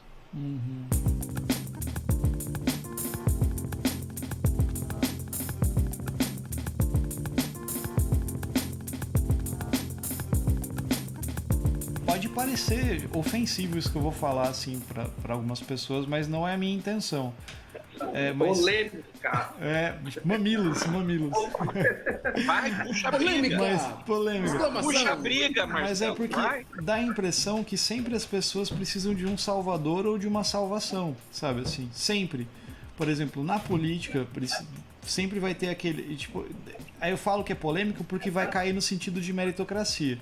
Porque... Lógico, tem pessoas que pode parecer que o meu discurso vai ser assim, se você fizer, você consegue. Mas, cara, tem gente que não consegue. Não tem como você comparar a pessoa que nasceu preto, pobre, na favela, com alguém que é branco, rico, para fazer uma faculdade, por exemplo. Não é impossível, não tem a chance que um tem, né? Mas dá essa impressão de que as pessoas sempre querem um salvador ou uma salvação. Então, na política, eu preciso de... Vai vir esse cara aqui ou essa mulher aqui que vai mudar as coisas e vai ser melhor, né? Vai vir um não sei o que... Não, vai... Na religião a mesma coisa. eu coloquei ali no chatzinho um anime ali, o Promised Neverland lá, que é um anime da Netflix, que fala mais ou menos isso. Tipo, tem um grupinho de crianças que estão no orfanato. É muito bom, você que gosta dos animes aí, Digão. Ele tem um grupinho de crianças no orfanato e esse grupinho é tipo assim, a cada não sei quanto tempo uma das crianças é selecionada para adoção, vamos dizer assim. Só que tem uma parada muito foda, muito maior por trás, que eu não vou falar aqui para dar spoiler, que é bizarro, sabe? Só que daí, cara, você fica naquela, elas ficam naquela de, nossa, a gente tá aqui, né, mas vai ter lá a esperança de ser adotado, da salvação, parará.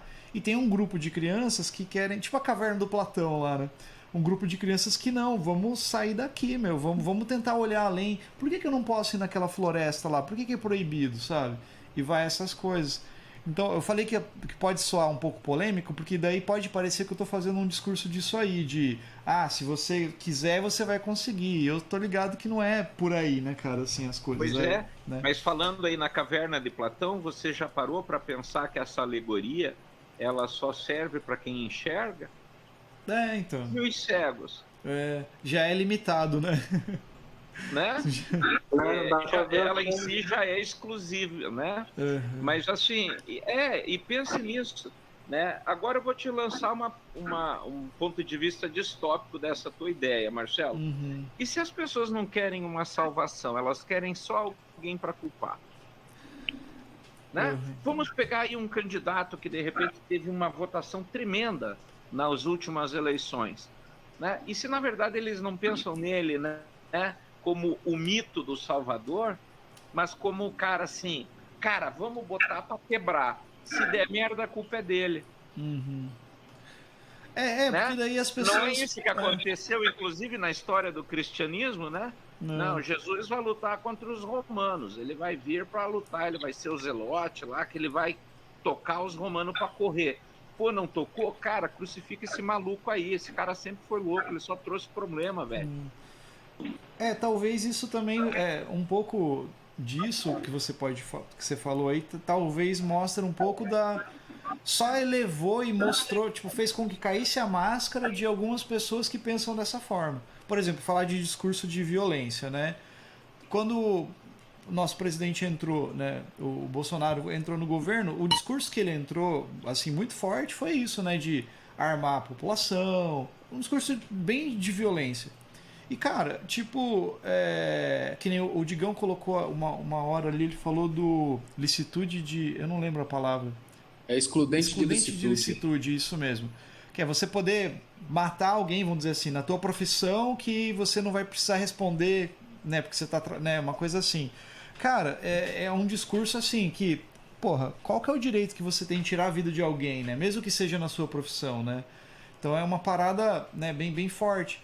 Então, vamos colocar assim, por exemplo, isso, né, esse tipo de discurso, esse tipo de ideologia fez com que caísse a máscara de muita gente, cara. Pô, na minha família mesmo, cara, eu escutei coisas do tipo assim, exemplo, bem banal, mas que acontece todo dia, eu tenho certeza. E tipo assim, deve ser muito difícil para quem acontece. Digamos que uma mulher tá passando na rua. Aí a mulher tá com vestido do jeito que ela quer se vestir, de saia, do jeito que ela quiser. E daí ela é estuprada. Olha o comentário de gente da minha família, por exemplo. Mas também olha a roupa dela. Tipo, sabe? Porque é totalmente errado, cara, esse comentário. Porque, porra, olha a roupa que ela tava usando. Então quer dizer que se a mulher usar uma roupa... Se ela tá na praia, então, e um cara maluco vê ela, ele vai poder estuprar ela porque ela tá de biquíni, então...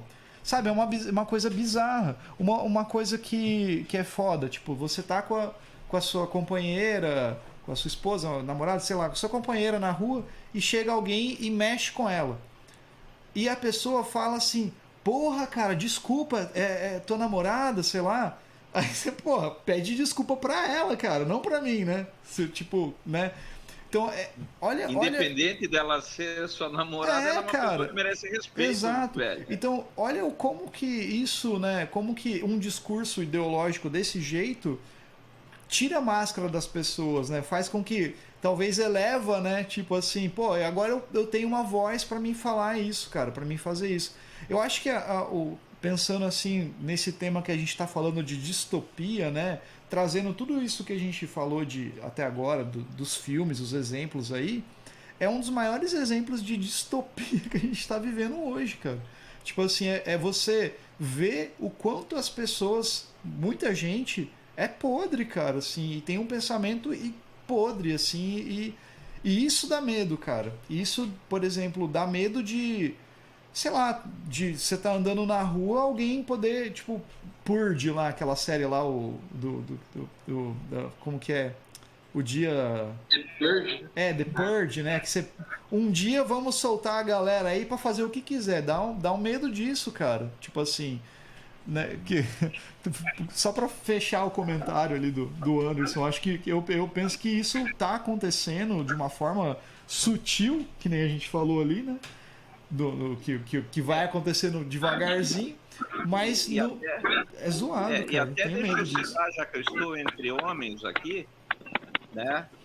Que aliás eu falar para o Marcelo, eu sinto falta de nós termos mais interlocutores femininos, né? Porque trazer as vozes femininas, mas eu vou falar uma situação que ocorreu essa semana num grupo meu de discussão. Eu estava comentando sobre iniciações. Para quem não sabe, por exemplo, assista From Hell, né, lá do inferno, e mostra um pedacinho de uma iniciação maçônica. Vamos pegar aquilo ali. Então, no geral, a iniciação, na maior parte dos grupos, envolve você entrar vendado num determinado ritual, ter uma certa trajeto, uma certa viagem nesse ritual, para que no final você se prove digno a pertencer àquele grupo. E numa das iniciações que eu fiz, isso fato, né, histórico, num determinado momento da iniciação, o cara virou para mim, eu lá vendado, o cara virou e falou, tira a roupa. Eu falei, né, como assim, né? Fica de cueca, tal? Não, tira a roupa, velho. Ok, então vamos embora, né? Vamos tirar. Né? Aí, óbvio, vem todas as inseguranças, né? Pô, vamos ver se tem o pinto pequeno, a barriga, né? Vamos ver se a cueca tá com freada, né? Todas aquelas inseguranças, mas você diz, foda-se, né? Vamos comer minha bunda, sei lá, você vê mil coisas, né? Vão me circuncidar e tal, mas você diz, vamos embora. E daí eu comentei nesse grupo, e esse grupo tem muitas mulheres, e daí elas falaram assim, eu não participaria. Aí eu, mas por quê, né? Porque aí, antes de falar disso, né? Daí eu falei assim, veja, para mim isso é libertador, porque se você chega num momento desse, que você está vendado, você não enxerga ninguém, você tira a tua roupa, tá lá peladão, como você veio ao mundo. Cara, a próxima vez que o seu chefe vir cantar de galo e dizer, bicho, você vai ter que fazer isso, você manda um tomar no cu muito gostoso pro cara. Você diz, velho, vai a merda. Você entendeu? Você não manda em mim, cara. Você tá usando uma posição de poder para tentar me esfregar a tua verdade na cara. Eu não aceito isso. Ponto. Então, para mim, o estar nu representa isso. O mundo não me mete mais medo. Foda-se, haja o que houver, eu sou dono do meu mundo. E se eu morrer por isso, é uma escolha minha. Então, para mim, o estar nu naquele ritual veio com essa carga. E daí as meninas falaram, eu não faria. Eu falei, mas por quê? Pô, bonito isso, né? Se você para pensar, eu parei de ter medo no mundo. Ela falou, porque a primeira coisa que ia passar na minha cabeça é, vou me estuprar. Uhum. Aquilo me chocou. Eu pedi 1000 desculpas, que eu mesmo não havia percebido eu não tinha tido essa conotação, mas a gente não sabe o gatilho que o outro tem, né? E daí, depois eu comentando com elas, né, eu falei, gente, assim, você enquanto músico, artista, tal, cara, você sempre tem homem ou mulher, você sempre tem à disposição muita gente para levar para a cama. Isso é um fato, né? E eu várias vezes já tive envolvimento com pessoas assim, né, alunas e tudo mais, todo mundo adulto, vamos fazer folia? Vamos, né? Só que aí quando elas me falaram isso, me trouxe uma coisa que é o que eu quero deixar gravado aqui para o ouvinte que nunca parou para pensar nisso, para o homem que nunca parou para pensar nisso. Eu disse, então quer dizer, Se você me diz, ó, vou te dar uma carona, né? Daí você pensa, pô, o Goya vai dar em cima de mim. Para mim, isso pode ser um pensamento que passa na cabeça de uma mulher. Pô, tô eu sozinha com ele, de repente vai que o cara tenta me beijar, né? Ou me passa uma cantada. Até aí tudo bem, 2 adultos conversando. Mas aí me assustou, porque daí eu joguei. Mas em algum momento passa pela cabeça de uma mulher, a hora que oferece a carona para um homem, e se ele me estuprar? Ela falou, passa. Pode ser rápido, mas pode passar. Vocês não têm ideia de como isso me chocou. Porque eu, como homem, e acho que vocês também, como homens, jamais pensaram que 90, talvez, por cento, se não 100% das mulheres que a gente tem na nossa relação, em algum momento pode ter tido essa dúvida.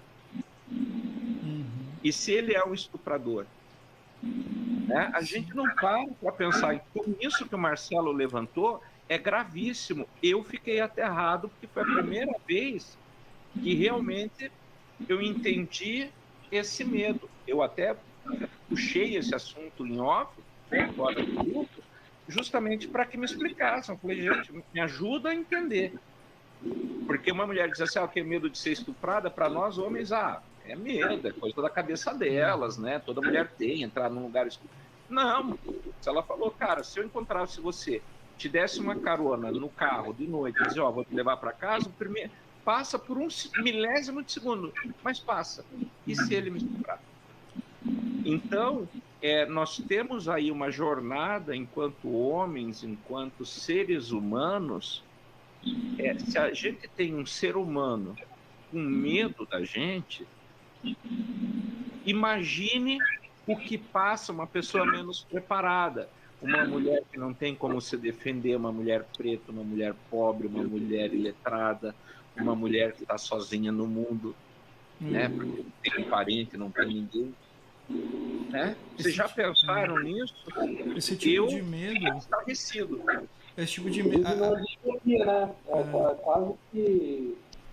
Então, beleza. É a questão do respeito. Né? Querendo ou não, aquilo ali é meio que. A autora está meio que querendo passar para a gente como seria um mundo utópico masculino. Né? Ela se coloca em algum momento como vítima também, né? Ao passar isso dentro da série e tal. Porque é meio que a mulher entendendo que no mundo utópico masculino, a mulher seria apenas uma reprodutora ou seria para sexo. São muito submissas, né? São muito submissas aos homens. E o que o Goya falou é mais ou menos isso, né? A mulher vivendo uma distopia. Esse lance aí que você está falando, o Marco, e que o Goya levantou ali, a gente nunca vai entender, né? Porque a gente é homem, então a gente tem que, tipo, apoiar a causa e tentar não fazer isso o máximo possível, né? Mas a gente não vai sentir isso nunca, né? Mas eu acho que isso é o que os negros, pessoas menos que estão, as minorias sentem, entendeu? Tipo assim, pessoa que é pobre, que é negro, que é transexual, todas as minorias passam por isso, porque elas têm que se provar como sociedade, né? Elas têm que se provar como ter direito, por exemplo, não existia não existia casamento gay, por exemplo, né? Essas coisas. Você falou assim, minoria, né? Com uma bagagem de alguma coisa que é mais fraca. Sim, como assim dizer, né? Sim. E você falou, que a minoria, os negros, que são maioria, você falou, né? Sim. E também falou os pobres, que também são maiorias, né?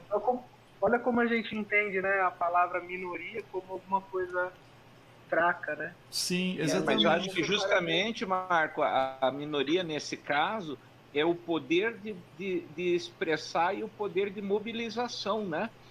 E se você vê, é sempre retirado desses grupos, né? Pobres, apesar de maioria, não conseguem direitos de se organizar, né? Não, até agora, né? O enfraquecimento de sindicatos e tudo mais, de leis trabalhistas, enfraquecimento. Então, lhes é tirado a voz, é a primeira coisa, né? Os pretos são maioria, né? Mas assim, você já diminui ele dizendo, não, vocês são minoria. É uma forma de dominação. Total. Fica no inconsciente, de certa forma, é meio que um pouco estrutural também, né? Como essa questão do Goya falou, é meio que estrutural também, a mulher sentir esse tipo de medo, né? Colocar nesse lugar e tipo, não, a qualquer momento eu posso ser estuprado. Fala, Digão. Não, eu só posso concordar porque é engraçado, né, falar de pauta do outro, né? E, por exemplo, eu me vejo aqui com, assim, entre aspas, né, 3 brancos e um negro, né? Entre aspas, né? Porque, na verdade, é só uma condição que nos colocam, né? E é engraçado, assim, falar de questões do feminino, porque, enfim, em suma, eu estava numa viagem na Lituânia, e essa coisa do medo, ela é tão, como o Goya muito bem colocou, é um gatilho, porque ela está implícita nas menores coisas que você nem percebe no seu cotidiano. Eu estava na Lituânia, 2 horas da manhã, a gente estava num bar, eu falei assim, rapaziada, vou embora. Amanhã a viagem vai ser longa e eu tô cansado de ontem ainda, né? Que era um dia anterior que eu tomei um porre e tal. Falei, eu preciso ir embora, porque eu ia para outra viagem, ainda para outro lugar mais frio, mais longe. Falei, eu vou embora. E tô andando numa rua, como toda cidade europeia antiga, elas não têm, por vezes, ela não tem uma iluminação tão boa assim, ainda mais a Lituânia, que é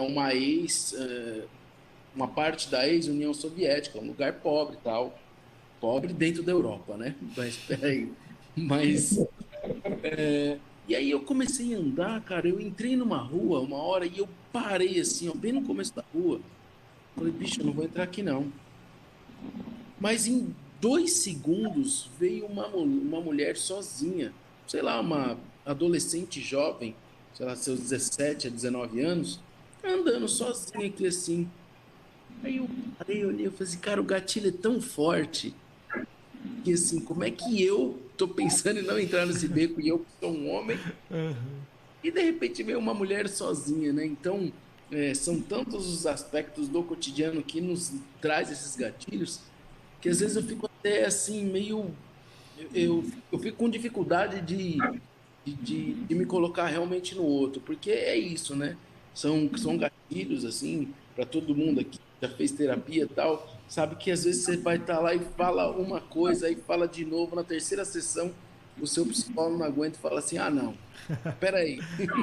Eu lembro que eu ficava zoando que o meu, ele tinha uma lousinha, né? Não, quando ele ia pra lousa, rapaz, de novo você tá falando disso, marca em negrita, eu falei, puta, é verdade, né? Então é difícil mesmo, eu fico, por vezes, até ouvindo mais do que qualquer outra coisa, assim, dentro de todos os gatilhos que eu tenho, e ainda eu tenho uma posição de privilégio, que nem o Goya tava falando sobre cartões, eu sou um músico, né? Então tem essa licença poética do que o músico, o negro, ele tem mais swing, o que é ruim, né? Por vezes ele é bom, né? Em alguns momentos, mas também te põe uma pressão psicológica, né?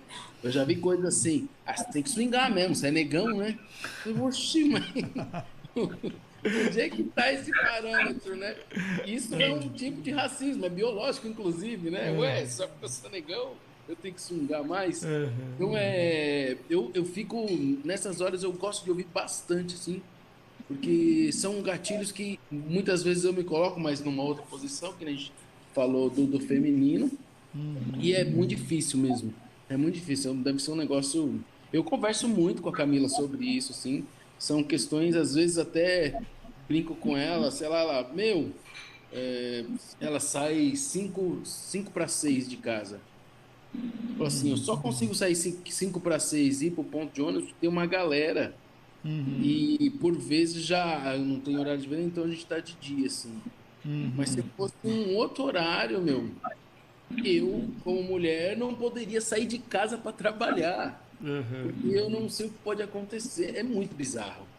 É um negócio assim, muito assustador. E, mais uma vez, é o que já comentamos aqui, né? Essa questão do medo, né? Dessa chave que a gente impõe ao outro, nesse caso falando de mulher e homem, é muito bizarro. Porque, na verdade, a gente só joga contra, né? A gente fazer isso com a mulher é a gente jogar contra nós mesmos, né? Mas é a tática de dominação, né? Quando você tem medo do outro, quando você não pode lidar com as questões que envolvem esse consenso de social, você quer impor, você quer dominar para tentar silenciar. É bem isso mesmo. É difícil, né? É difícil pensar. É difícil.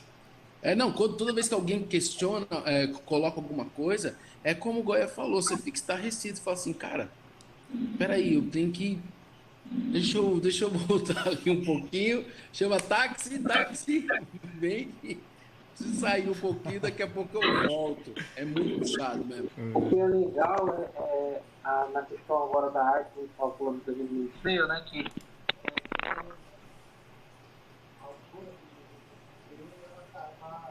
conscientizando a gente, né? Ela usa a arte dela, usa o texto ali,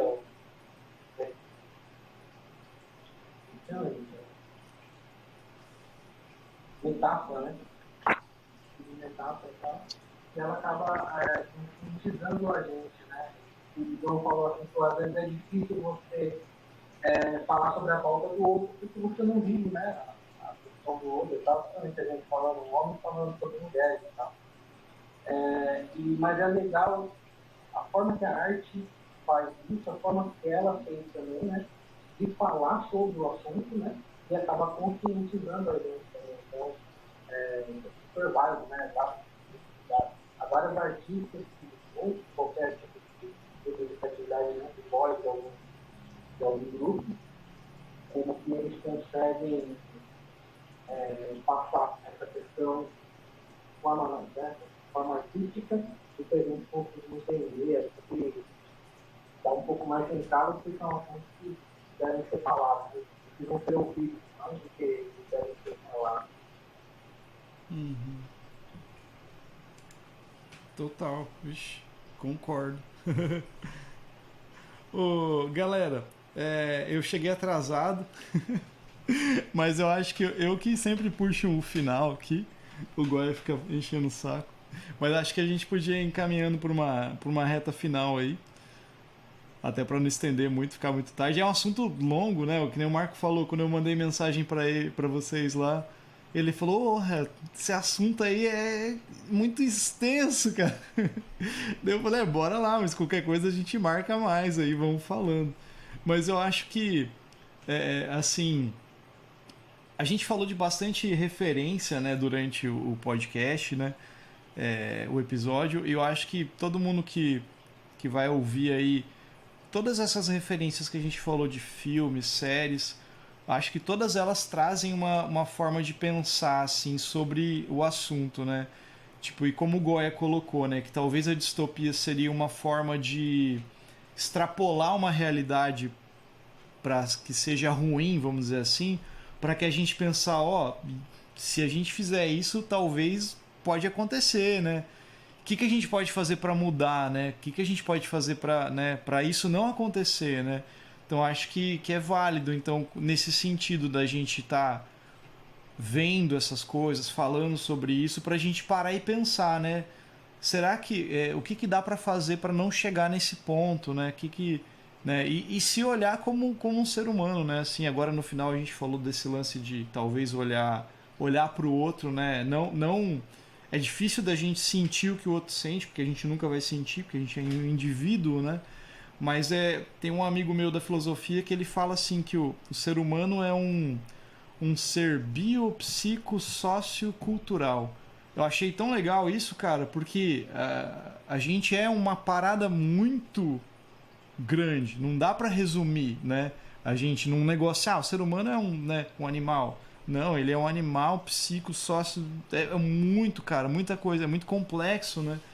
Mas eu acho super válido tá tendo essa discussão pra gente ter esse pensamento daí, como o Digão falou ali, talvez você poder escolher tipo, ou ficar à margem, ou ir para aquele lado, ou para você ter uma opinião sobre isso, né? Eu acho importante, né?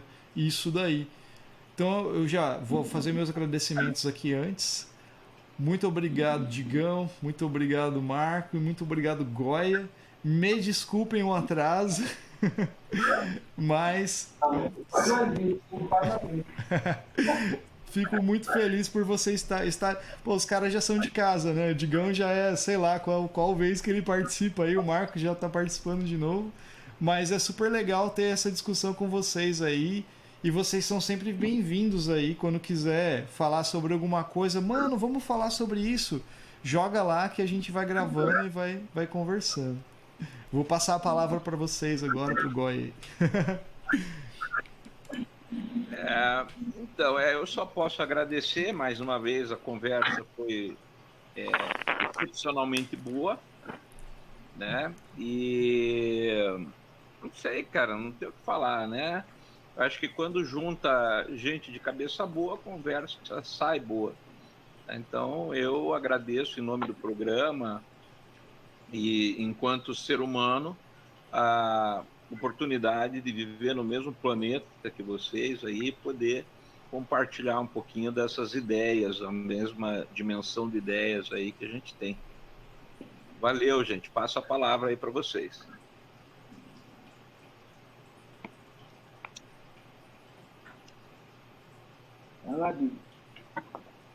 Bom, eu agradeço mais uma vez, né, desse encontro aqui.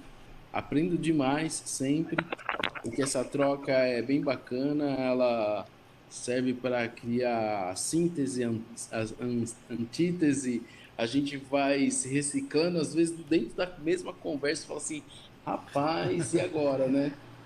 Tudo que eu pensava, todo aquele argumento foi por água abaixo, porque me refutaram de um jeito aqui. E por falar em refutar, eu queria indicar para vocês e também para os amigos ouvintes. Eu não li o livro ainda, estou muito interessado em ler porque eu vi uma entrevista sobre o livro e achei bem interessante, até porque é um livro do Gessé de Souza novo, chama Como o Racismo Criou o Brasil, e ele refuta vários dos pensadores que a gente tem como ícones da consciência negra, inclusive mulheres e homens, como Silvio de Almeida e a própria Djamila Ribeiro. Então, é um livro bem interessante porque parece que ele vai num degrau um pouco mais embaixo para aquela história, né? Você dá um passo para trás para dar dois para frente. Então, estou muito afim de ler esse livro. Ele fala com muita contundência na entrevista, assim, porque todo mundo começa a falar o que é racismo estrutural ou o racismo estrutural, mas ninguém se propôs a entender e falar sobre essa história do racismo estrutural. E ele deu um esboço ali no prefácio de que ele vai se aprofundar nessa história. E aí, falando do livro, já que a gente estava falando sobre mundos distópicos ou que a gente viva nesses mundos distópicos, eu quero falar desse podcast, A República das Milícias, que é um podcast que tem muito a ver com um doc do maior bicheiro que a gente teve no Rio de Janeiro, que é o Dr. Castor, e esse é da Globoplay. Então acho que essas coisas se interligam demais, porque a gente está falando de um estado que até 60 anos atrás foi a nossa capital da República, e ali a gente tinha muitas entranhas do que o Brasil é hoje, por conta de conchavos, quem manda, quem desmanda, coronelismo e assim por diante, né? Isso muito me interessa, até porque, como eu falei, trabalho no Carnaval e lá a gente vê desses micromundos, né? Dessas hierarquias, quem manda, quem não manda, como é que isso funciona, desde, sei lá, o funcionamento da bateria até o dono da escola com a rainha da bateria e assim por diante. Então, são coisas que me interessam e elas faz com que a gente tenha uma visão um pouco maior, né, do que é nos permitido ver, inclusive. Então, mais uma vez, obrigado aí pelo bom papo. Sempre aprendo muito com vocês. Prazer ver o Marco aí firme e forte, saindo do seu momento de quarentena, do Covid. Não foi dessa vez, não foi dessa vez. Não conseguiram, Marco? Não consegui. Tentaram de novo, mas não consegui. E vamos que vamos. Brigadão mesmo.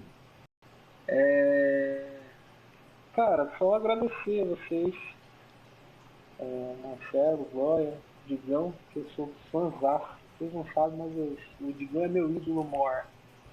Principal ídolo. E agradecer estar aqui no podcast com vocês de novo. Deixa, eu ficaria falando muito ainda, muita coisa para falar ainda sobre o assunto. Tem coisa ainda pra caramba. E eu gosto de quase nada, né? Me chamem quando tiver assunto de louco aqui. Assunto de louco. Pode chamar eu que eu tô. Um abraço pra todo mundo. Já tá convidado já. Assunto de louco é o que não falta. Né? Ainda mais essa loucura que a gente tá vivendo. Né? Então é isso aí, galera. Um abraço para todos e todas.